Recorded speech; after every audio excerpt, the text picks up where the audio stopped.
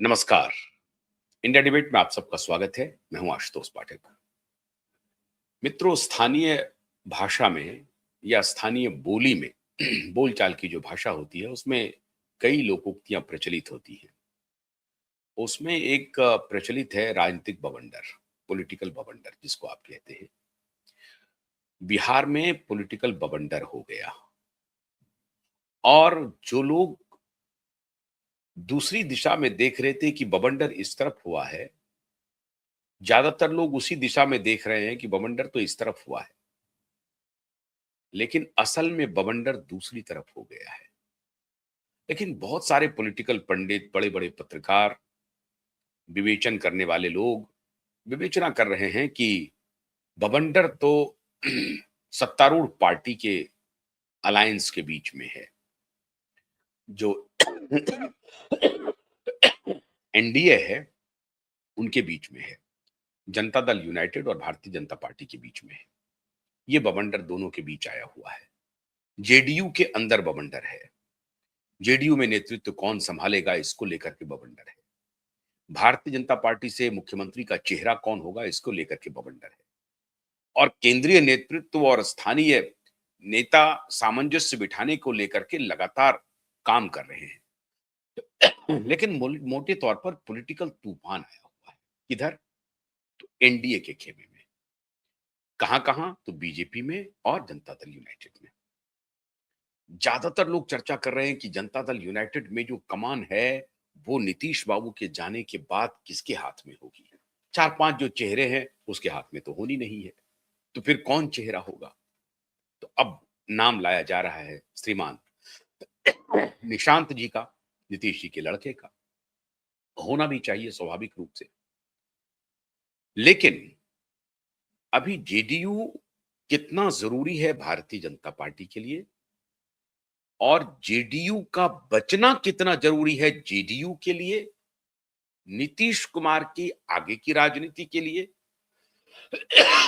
JDU के नेताओं के अपने भविष्य के लिए और भारतीय जनता पार्टी के लिए जनता दल यूनाइटेड कितना महत्वपूर्ण है बीजेपी की अपने सेहत के लिए, इस सब पर बात करूंगा। लेकिन इसके बियॉन्ड एक बवंडर आ गया जिस पर शायद किसी की नजर नहीं जा रही है। ज्यादातर लोग ये कह रहे हैं कि एक अपॉर्चुनिटी है, नीतीश बाबू को केंद्र भेजा जा रहा है, क्यों नहीं नीतीश बाबू को एक आमंत्रण दिया जाए और कहा जाए कि हमारे तरफ आइए, आप मुख्यमंत्री बन जाइए, हम फिर से दोबारा सत्ता हासिल कर सकते हैं। इस तरह की इच्छा रखने वाले लोग लगातार इस तरह की विवेचना कर रहे हैं। बहुत लोग तो कह रहे हैं कि नीतीश बाबू ने अपने पैर पर कुल्हाड़ी मार ली थी। बड़े बड़े पत्रकार कह रहे हैं कि वो प्रधानमंत्री बन सकते थे। आपको क्या लगता है कि नीतीश बाबू इतने कच्चे खिलाड़ी हैं? नीतीश बाबू पॉलिटिकली शार्प नहीं है, उनको पॉलिटिकल एक्यूमेन नहीं है, वो पॉलिटिक्स की भाषा को समझते नहीं है और पॉलिटिक्स की दूरदर्शिता वो जानते नहीं है। जो व्यक्ति जॉर्ज फर्नांडीज के कंधे पर पैर रख करके मुख्यमंत्री की कुर्सी हथिया ले और फिर जॉर्ज फर्नांडीज को ही बाहर कर दे, जो व्यक्ति शरद यादव को अपने साथ रख करके फिर शरद यादव को ही बाहर कर दे, जो व्यक्ति उस वक्त के समता पार्टी के जितने सुरमा थे सबको एक एक करके किनारे लगा दे। दिग्विजय सिंह आपको मालूम है, दिग्विजय सिंह को पार्टी से हटा दिया गया, पार्टी से निकलना पड़ा और दिग्विजय सिंह जैसे कद्दावर नेता, उनको इंडिपेंडेंट चुनाव लड़ना पड़ा। हालांकि इंडिपेंडेंट चुनाव लड़के वो जीत के आगे पार्लियामेंट के सदस्य बने, लेकिन नियति को कुछ और ही मंजूर थी। इंग्लैंड में जाकर के उनकी मौत हो गई। तो दिग्विजय सिंह निपट गए, जॉर्ज फर्नांडिस निपट गए, शरद यादव जी निपट गए और फिर उनके साथ-साथ जो तमाम नेता थे, अरुण कुमार हुआ करते थे, हालांकि अरुण कुमार वापस आ गए हैं अभी जनता दल यूनाइटेड में। तो ये अच्छी बात है कि उनके पुराने साथी उनके साथ आ रहे हैं। उनका साथ छोड़ करके गए थे अभी राष्ट्रीय लोक जनशक्ति पार्टी जो भी है, उनकी आरएलएसपी जो कहते हैं उनको, उपेंद्र कुशवाहा जी, अब वो भी उनके एक प्रकार से साथ में है, लेकिन उनकी एक अलग पार्टी है। तो जो उनके साथी थे, करीबी थे, नजदीकी थे, वो उनको छोड़ के चले गए। बाद के लोग जो ललन सिंह कहते हैं कि उनका साथ तो 38 साल का साथ है। संजय झा बाद में उनके सारथी बने हैं और बाकी जो उनके नेता हैं, अशोक चौधरी तो कांग्रेस पार्टी के अध्यक्ष थे बिहार राज्य के। वो छोड़ करके जब आए हैं राज्य के अध्यक्ष का पद छोड़ करके वो जेडीयू में शामिल हुए और फिर वो मंत्री बने, अति दलित वर्ग से आते हैं, तो उनको बनाया। तो ये सभी जो नई चौकड़ी देख रहे हैं आप, ये नया है। पुरानी चौकड़ी तो नीतीश बाबू ने पहले ही फिनिश कर दिया था। तो नीतीश बाबू क्या इतने पॉलिटिकली इमेच्योर हैं जो उनको ये पता नहीं था कि वो प्रधानमंत्री बन सकते हैं या नहीं बन सकते हैं? आपको याद होगा कि नीतीश बाबू एक बार पूरी देश में शराबबंदी को लेकर के अभियान चला रहे थे, क्योंकि उनको लगा कि ये एक ऐसा मौका है जिससे हम सोशल रिफॉर्मर भी बन सकते हैं। अच्छी बात है, नेता को प्रयास करना चाहिए, और वो उत्तर प्रदेश आ गए थे। उत्तर प्रदेश में भी उन्होंने कैंपेन किया था। अभी कुछ दिन पहले लोकसभा चुनाव के पहले जब ये चल रहा था कि लोकसभा में वो बीजेपी का साथ छोड़ सकते हैं और इंडिया ब्लॉक में आ सकते हैं, और इंडिया ब्लॉक में वो फूलपुर से चुनाव लड़ सकते हैं, उत्तर प्रदेश आकर के। क्योंकि फूलपुर फूलपुर जो कॉन्स्टिट्यूएंसी है, वो कुर्मी बाहुल्य कॉन्स्टिट्यूएंसी है। तो उनको लग रहा था कि स्वजातीय हमारी की आबादी हमारी अधिक है, तो वहां हम जा सकते हैं और वहां से चुनाव लड़ सकते हैं। फूलपुर आपको याद होगा किनका सीट रहा है? फूलपुर रहा है, पंडित नेहरू जी का सीट रहा है फूलपुर। तो उस फूलपुर से आ रहे थे चुनाव लड़ने के लिए नीतीश बाबू। लेकिन नीतीश बाबू ने सारा कैलकुलेशन किया और उनको लग गया कि साहब अभी हमको एनडीए का साथ छोड़ना ठीक नहीं है, इनका कोई भविष्य नहीं है इंडिया ब्लॉक का, छोड़ दिए। इंडिया ब्लॉक के वो कन्वेनर होने वाले थे, कन्वेनर बनाया जाने वाला था, लेकिन उनके बड़े भाई ने खेल कर दिया। बड़े भाई कौन थे साहब? ये है लालू जी, सामाजिक न्याय के पुरोधा। सामाजिक न्याय के पुरोधा ने दूसरे सामाजिक न्याय के पुरोधा के साथ खेल कर दिया, और नीतीश बाबू की सिर्फ एक ही इच्छा थी कि आप हमको नेशनल कन्वेनर बना दीजिए। इस पर सहमति बन रही थी, लेकिन लालू जी ने, बड़े भाई ने राहुल जी के कान में फुसफुसा दिया कि साहब आप गलतफहमी में न रहिए, अगर ये नेशनल कन्वेनर बना तो मुख्य प्रधानमंत्री का ये स्वाभाविक दावेदार बन जाएगा। अगर इंडिया ब्लॉक कहीं से भी जीत के आता है तो ये फिर दावेदारी ठोकेगा प्रधानमंत्री की कुर्सी पर, और आपका जो सपना है वो अधूरा रह जाएगा। राहुल गांधी और सोनिया गांधी को डर लग गया। सोनिया गांधी को लगा कि हाँ, ये बात तो ठीक नहीं है। वो सहमत हो गए और नीतीश बाबू को राष्ट्रीय कन्वेनर का ऑफर नहीं किया गया। बाद में हुआ कि भाई शरद पवार बनेंगे या ममता बनर्जी बनेगी, लेकिन इधर से नीतीश बाबू के का पत्ता काटने के बाद लालू जी सलाहकार बन गए सोनिया गांधी के, और सोनिया गांधी को कहा कि नहीं नहीं, किसी को नहीं, हमें तो राहुल जी को प्रधानमंत्री बनाना है, इसलिए राहुल जी को ही फोर फ्रंट पे रखेंगे। माया नहीं मिली, ना ही राम मिला। स्थिति ये हो गई कि नीतीश बाबू इंतजार करते रहे कि मेरे नाम की घोषणा करेंगे इंडिया ब्लॉक वाले, नहीं घोषणा की, और अंत में उन्होंने निर्णय लिया और नहीं गए। आ गए, उनको लग गया, वो इंडिया ब्लॉक छोड़ गए, वापस आ गए, और इस तरह से जो इंडिया ब्लॉक है वो फुस हो गया। फिर वापस आए, फिर उनको लगा, और लोगों ने कहा कि पुनर्मुसिको भव हो गया। खैर, अब ये पुनर्मुसिको भव नहीं, लेकिन मैं ये बता रहा हूं आपको कि नीतीश कुमार कितने शार्प हैं। नीतीश कुमार बहुत तेजी से, लोग कहते हैं कि रामविलास पासवान को कहते थे कि मौसम विज्ञानी है, ये लालू जी ही कहते थे कि वो मौसम विज्ञानी है। मेरे ख्याल से नीतीश कुमार सबसे बड़े मौसम विज्ञानी हैं। उनको पता है पॉलिटिक्स कैसे करवट ले रहा है, क्या आने वाले दिनों में स्थिति बननी है, क्या कॉम्बिनेशन बन सकता है, इस सब की जानकारी नीतीश बाबू को रहता है। नीतीश बाबू सोच समझ करके, जो पत्रकार ये कह रहे थे कि नीतीश बाबू ने पैर पर कुल्हाड़ी मार ली और प्रधानमंत्री बन सकते थे, नीतीश बाबू का अपना स्वयं का कैलकुलेशन था कि वो प्रधानमंत्री नहीं बन सकते हैं, और उन्होंने तय कर लिया कि साहब हम इसमें नहीं जाएंगे, हम अपना बिहार पकड़ के रहेंगे, हम यहाँ मुख्यमंत्री रहेंगे। अब मास्टर स्ट्रोक देखिए नीतीश बाबू का। जो लोग ये बात समझ नहीं रहे हैं, उनके लिए मैं ये रख रहा हूं, और ये चर्चा आपके लिए बहुत जरूरी भी है। नीतीश बाबू 75 के हो गए हैं। उन्होंने कौन सा पद कहा, कौन सी सदस्यता उन्होंने लेने की इच्छा की, जो कहा कि वो मेरी ड्रीम थी, उस सदन का मैं सदस्य नहीं रहा हूं, उच्च सदन का, जो कि निम्न सदन है लेकिन वो उच्च सदन है। वो कायदे से राज्यसभा है, लोकसभा नहीं है। वो संख्या बल के हिसाब से निम्न सदन है, लेकिन ऐसे हिसाब से इंटेलेक्चुअली अगर आप कहें तो उच्च सदन है, क्योंकि उसमें जो है पढ़े लिखे ज्ञानी विज्ञानी सब लोग जाते हैं उसमें। तो ये उच्च सदन के वो सदस्य बनना चाहते थे। उच्च सदन का सदस्य कितने दिनों तक रहेंगे? 6 साल तक रहेंगे। मतलब 75 के हो गए, 81 साल तक वो एक्टिव पॉलिटिक्स में किसी न किसी पद पर बने रहेंगे। राज्यसभा के सदस्य रहेंगे, बंगला मिलेगा, राजधानी दिल्ली में उनकी रिहाइश होगी, आना-जाना मिलेगा, सारी सुविधाएं मिलेंगी। मुख्यमंत्री तो खैर थे ही वो। लेकिन अब आगे की राजनीति क्या? अगर वो आगे की राजनीति अपने परिवार के बियॉन्ड देखते हैं, तो किसे देख सकते हैं? और उनकी प्राथमिकता ये थी कि 46 साल का जो उनका सुपुत्र है, वो पहले लोग कहते थे कि वो थोड़ा बीमार रहते हैं, मानसिक रूप से लोग कहते थे कि थोड़ा अकेला रहते हैं, नानी के घर में रहे काफ़ी दिनों तक और इसीलिए उनके सुपुत्र में एक अजीब तरह की सेंस ऑफ ह्यूमिलिटी है, हम्बलनेस है, काफ़ी हम्बल हैं वो, काफ़ी विनम्र हैं, क्योंकि वो अपनी माँ के साथ ज़्यादा वक़्त उन्होंने बिताया बिताया, नानी घर में बिताया। पिता मुख्यमंत्री थे लेकिन वो कभी कोई शोषा नहीं। बहुत विनम्रता से उन्होंने अपनी ज़िंदगी जी। लोग कहते हैं कि थोड़ा-सा वो नशे के इन्फ्लुएंस में भी थे, सच्चाई क्या है मुझे नहीं मालूम।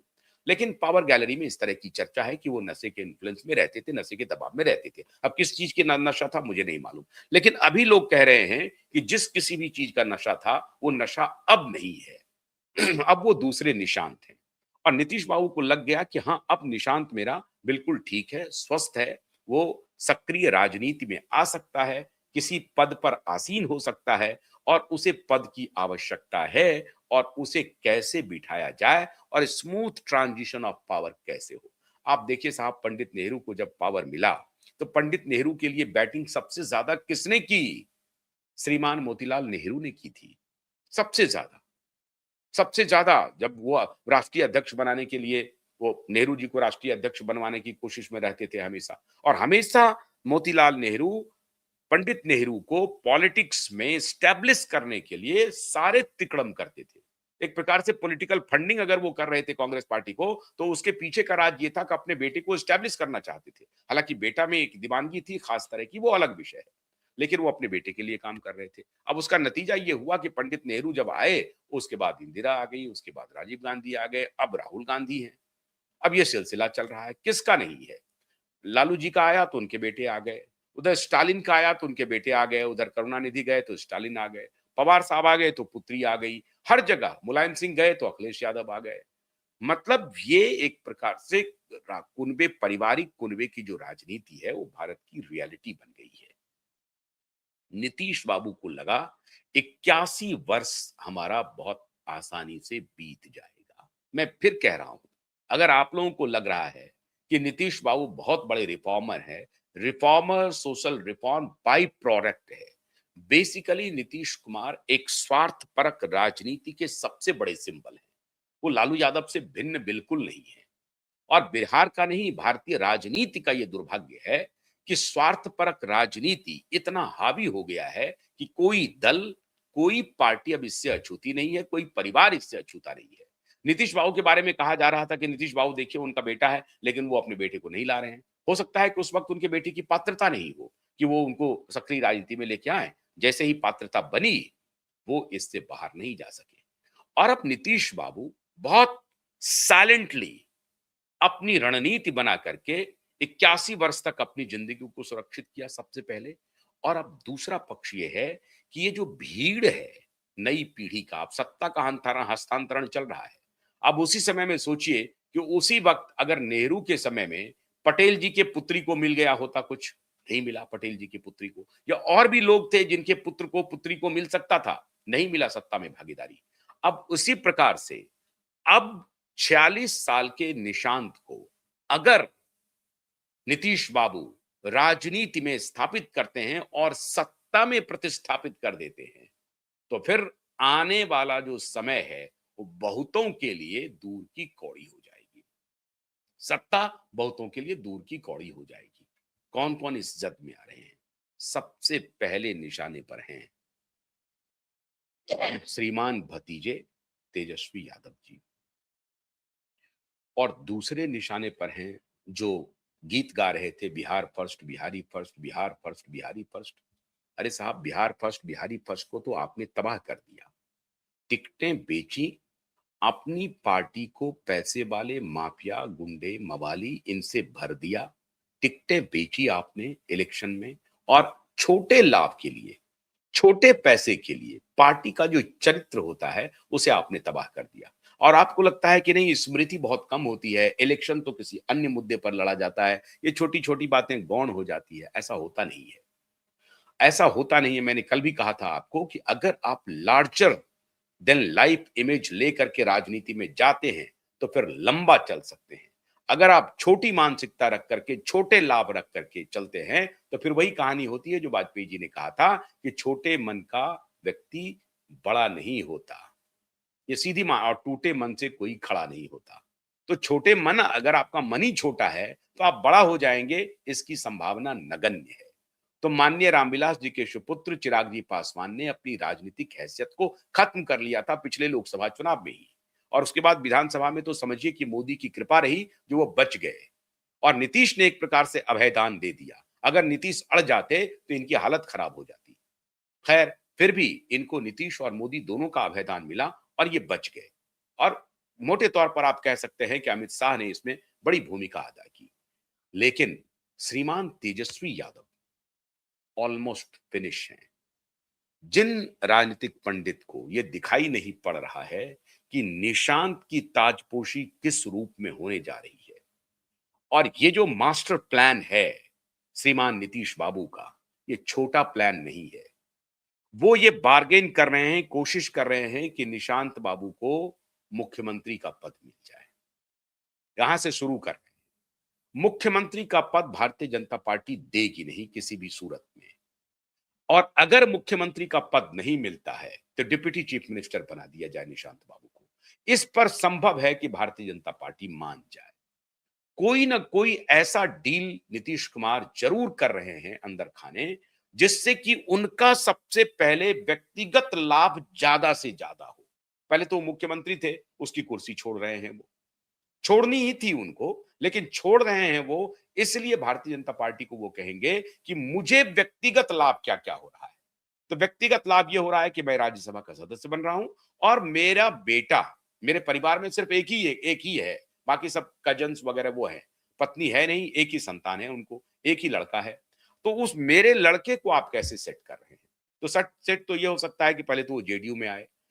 तो जेडीयू की पॉलिटिक्स पर अभी मैं बाद में आता हूं। पहले सत्ता में भागीदारी जो है, वो उनके परिवार की, फिर पार्टी की, परिवार की सत्ता में भागीदारी कैसे सुनिश्चित की जाएगी, इसकी डील चल रही है। और सत्ता में भागीदारी के लिए ये कहा जा रहा है कि नहीं नहीं, मेरा जेडीयू खत्म हो जाएगा, अगर निशांत को आपने मुख्यमंत्री नहीं बनाया तो बहुत मुश्किल हो जाएगा, लोग हमसे काफी जुड़े हुए हैं, हमारे जो सपोर्टर हैं, हमारे जो वोटर हैं, वो बहुत नाराज हैं कि मैं दिल्ली जा रहा हूं, मैं पार्टी को छोड़ रहा हूं, मैं बिहार को छोड़ रहा हूं, बिहार के लोग परेशान हैं, सड़क पर आकर के नारेबाजी कर रहे हैं। ऐसा नहीं होगा। अगर एक ही रास्ता हो सकता है कि आप निशांत बाबू को मुख्यमंत्री बना दें। अगर भारतीय जनता पार्टी ने नीतीश बाबू के सामने इस दबाव में यह गलती कर दी, तो समझिए भारतीय जनता पार्टी का इससे बड़ा ब्लंडर हो नहीं सकता है। अभी नहीं तो कभी नहीं वाली स्थिति होगी। 4 साल 5 साल के बाद चुनाव है, 2025 में, अब 2030 में चुनाव होंगे। अभी वक्त है जब भारतीय जनता पार्टी अपना कोई चेहरा दे करके, सुशासन करके, गुड गवर्नेंस करके, बिहार को डेवलपमेंट के रास्ते पर ले जा करके, कास्ट कॉम्बिनेशन को फेवरेबल बना करके, सभी जो सोशल इंजीनियरिंग है वो करके अपनी स्थिति को मजबूत कर सकती है, तब जबकि इनके पास डायरेक्ट सत्ता हो। और अगर इन्होंने जेडीयू के सामने नतमस्तक कर दिया, नीतीश बाबू के सामने नतमस्तक हो गए कि हाँ, हम निशांत को मुख्यमंत्री मानने के लिए स्वीकार हैं, स्वीकार कर लेते हैं, तो समझिए भारतीय जनता पार्टी अपनी पॉलिटिकल डेथ वारंट पे सिग्नेचर करेगी। और आपको लगता है कि अमित शाह और मोदी ऐसा करेंगे? जिनकी प्रतीक्षा यही है, नॉर्थ इंडिया में चिर प्रतीक्षित जो सबसे सबसे बड़ा ड्रीम है कि वहां उनकी पार्टी की सरकार हो, उनका मुख्यमंत्री हो, ये सपना है। आप देखिए कि 27 साल के बाद लौटा मामला उत्तर प्रदेश में, और उसके बाद जाकर के काफी लंबे समय के बाद, कांग्रेस की बात कर रहा था, भारतीय जनता पार्टी को काफी लंबे समय के बाद मौका मिला, 1992-93 के बाद मौका मिला, 2017 में आकर के। इतने लंबे समय के बाद उत्तर प्रदेश में बीजेपी को मौका मिला सत्ता में लौटने का। और बिहार में तो कभी सत्ता में रहा, लेकिन अलायंस के रूप में रहा, हमेशा सत्ता में रहा, पिछले 20 बरस से सत्ता में है ऑलमोस्ट। आप 1-2 वर्ष को अगर हटा दीजिए, जिसमें कि आरजेडी और जेडीयू एक साथ मिलकर के सरकार चला रही थी, जिसको आप यूपीए गठबंधन कहते हैं। तो वो यूपीए भी नहीं था, आरजेडी और जेडीयू का गठबंधन था। उसको अगर माइनस कर दें तो मोटे तौर पर कम से कम 18-19 वर्ष भारतीय जनता पार्टी भी सत्ता में है, लेकिन छोटे दल के रूप में। सीट ज्यादा है, लेकिन छोटे मतलब छोटा भाई बन करके रह रहा है। हमेशा सीट ज्यादा रहा। एक बार सीट खाली जेडीयू को अधिक था, लेकिन सीटें ज्यादा होने के बाद भी 2 टर्म में इस बार भी सीट ज्यादा है और पिछली बार भी सीट ज्यादा थी। पिछली बार तो 43 ही था जेडीयू का, लेकिन इस बार भी सीट 89 है, 89 है और इनको 85 है। अभी भी सीट ज्यादा है भाजपा को, लेकिन फिर भी ये छोटा भाई बना हुआ है। तो सीट ज्यादा होने के बाद भी ये नीतीश कुमार को जितना सम्मान दे सकते थे उन्होंने दिया, और अब भारतीय जनता पार्टी का ये हक बनता है कि वो कहें कि हमने आपको जितना सम्मान देना था दिया। 20 वर्ष तक आप मुख्यमंत्री हैं साहब, 20 वर्ष तक, लंबे समय तक, और उसके बाद भी आपको हम ससम्मान राज्यसभा ले जा रहे हैं। दुनिया का कोई न्यायिक पक्ष आप बताइए कि कितना स्वार्थी कोई कौम हो सकता है, और जातीय राजनीति कितनी गंदी हो सकती है। कोई किसी पैरामीटर पे आप इसको आप कह दें कि ये न्यायपूर्ण नहीं है। 20 वर्ष तक एक व्यक्ति को सत्ता में, और पिछले 35 वर्षों से 2 परिवार, 2 व्यक्ति सत्ता में है। लालू यादव, उनका पुत्र, उनकी पत्नी और नीतीश कुमार। ये 3 लोग, और वो भी 2 ही परिवार से। 2 परिवार के लोग पिछले 35 वर्षों से, 36 वर्षों से, बल्कि अब 35-36 वर्षों से आजादी का आधा हिस्सा बिहार में 2 परिवारों ने राज किया। और अब जब एक बड़ी पार्टी है वो कह रहा है कि भाई डेमोक्रेटिकली हम इलेक्ट होकर के आए हैं, तो छोटी पार्टी उसको कह रही नहीं, तुम्हारी कोई हैसियत नहीं है, ये मेरी वजह से तुम सत्ता में आए हो। अरे भाई, तो तुम्हारी कैसी हैसियत है? तो तुम ये कह सकते हो कि नहीं, हम तो आरजेडी के साथ चले जाते तो हमारी हैसियत बढ़ जाए। माने तुम्हारी अपनी कोई हैसियत नहीं है। वो बीजेपी भी आरजेडी के साथ अलायंस कर सकती है। आज अगर बीजेपी कहे कि हम तुम्हें मदद करने के लिए तैयार हैं, आओ हम तुमको मुख्यमंत्री बनाते हैं, लेकिन वहां पर आइडियोलॉजिकल डिफरेंस है। आरजेडी भी ये स्वीकार नहीं करेगी। आरजेडी भी ये स्वीकार नहीं करेगी कि हम बीजेपी के साथ मिलकर के अलायंस बना लें। लेकिन अगर मान लीजिए कि सत्ता ही सौंपनी है, यही तिकड़म करना है, आइडियोलॉजी को दूर रखना है, तो Bharatiya Janata party cut throat होकर के कह सकती है, जब हम आपसे अलायंस कर सकते हैं तो आरजेडी से क्यों नहीं कर सकते? ऐसा भी कर सकते हैं। जब आप कह सकते हैं कि आपसे हम अलायंस कर सकते हैं तो आरजेडी से क्यों नहीं कर सकते? आप सामाजिक न्याय का ताना बाना बुन करके आरजेडी के साथ जा सकते हैं, तो भारतीय जनता पार्टी भी कहेगी कि हम कौन सा सामाजिक न्याय के विरोध में हैं, हम भी सामाजिक न्याय के साथ खड़े हैं, हम भी तेजस्वी को मुख्यमंत्री बनाने के लिए तैयार हैं, हम उनके साथ अलायंस कर लेते हैं। अगर ये नौबत आ जाए, अगर ये कोई तर्क है क्या? लेकिन तर्क दे रहे हैं पॉलिटिकल पंडित सब। जो नीतीश बाबू के पॉलिटिकल पंडित हैं, वो तर्क दिए जा रहे हैं कि नहीं, नीतीश बाबू ऐसा कर सकते हैं। नीतीश बाबू ने त्याग किया है, सैक्रिफाइस किया है। क्या सैक्रिफाइस किया? आरजेडी को छोड़ करके भाजपा के साथ है। ये सैक्रिफाइस है नीतीश बाबू का। अजीब सा आर्गुमेंट है। तो अगर भारतीय जनता पार्टी ये कहती है कि साहब 20 वर्ष तक हमने आपको सत्ता में बनाए रखा, मुख्यमंत्री बनाए रखा, ससम्मान आपकी बात को मानते रहे, और अब आपकी सेहत जवाब दे रही है, और हमें इस राज्य को चलाना है, हमें इस राज्य को डेवलपमेंट के रास्ते पर ले जाना है, तो आप अगर एग्जिट कर रहे हैं, उसके बाद भी आप बार्गेन कर रहे हैं। ये बात पक्का मान के चलिए, नीतीश बाबू ने अपने सबसे, जिसे भतीजा कहते हैं ना, जैसे लालू जी ने इनके करियर को विराम किया और उनको प्रधानमंत्री नहीं बनने दिया। ये सिर्फ और सिर्फ लालू यादव थे जो नीतीश कुमार को प्रधानमंत्री नहीं बनने दिया। इसलिए सामाजिक न्याय के लोगों को जरा आंख और कान खोल करके देखना चाहिए। ये मोदी नहीं थे, ये संघ का कोई आदमी नहीं था, ये राहुल गांधी नहीं था जिन्होंने नीतीश कुमार को प्रधानमंत्री बनने से रोक दिया या प्रधानमंत्री के सपने को चूर-चूर कर दिया। ये ये लालू यादव थे, ये लालू परिवार था जिन्होंने नीतीश कुमार के प्रधानमंत्री के सपने को चकनाचूर कर दिया। अब उसके रिवेंज का वक्त आ गया। धुरंधर हैं नीतीश कुमार जी, धुरंधर। अभी रिवेंज 2 आ रहा है ना धुरंधर का, तो रिवेंज ले लिया। सदा के लिए आप पक्का मान के चलिए कि निशांत और तेजस्वी की कोई तुलना नहीं हो सकती। निशांत एक पढ़ा लिखा व्यक्ति है, इंजीनियर है, बहुत ही हम्बल है, विनम्र है, बातचीत करने का लहजा है, बड़ों को सम्मान देता है, छोटों को बहुत प्यार देता है, आदर देता है। और नीतीश कुमार के सो कॉल्ड ही सही, मैं नहीं मानता हूं वैसा, लेकिन ज्यादातर लोगों के लिए वो एक सुशासन है। मतलब एक न्यूसेंस तो नहीं था, मतलब जंगल राज का तो न्यूसेंस नहीं कह सकते। तो नीतीश बाबू का जो एक लिगेसी है सुशासन का, उसका ब्रांड इक्विटी भी है निशांत कुमार के साथ। तो ब्रांड इक्विटी का जो लाभ है, वो इक्विटी इनके साथ घूम रहा है ना। तो मैक्सिमम ब्रांड इक्विटी का के लाभार्थी कौन है? निशांत कुमार है। और लालू जी का ब्रांड इक्विटी क्या है? जंगल राज। उसका खामियाजा बेचारे तेजस्वी को आज तक भुगतना पड़ रहा है। पिछले चुनाव में उन्होंने लालू जी का हर जगह से पोस्टर से चेहरा गायब कर दिया। फिर भी लालू जी का भूत उनका पीछा करती रही।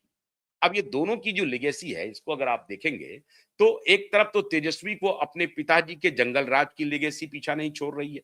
हालांकि वो बेचारे काम करना चाहते हैं। वो चाहते हैं कि बिहार को सही रास्ते पर ले जा सके। अब कितना ले जाएंगे, नहीं ले जाएंगे, मुझे नहीं मालूम। अगर मैं ये बोल पा रहा हूं तो हमारे सारे दर्शक कहेंगे कि साहब आप किसकी बात कर रहे हैं, तो तेल पिलावन लाठी चलावन वाली पार्टी है, वो क्या करेगा? और आपने तेजस्वी को देखा नहीं है क्या, किस प्रकार से हेलीकॉप्टर से उतर के घुमा करके फेंक दिया था अपने समर्थक को।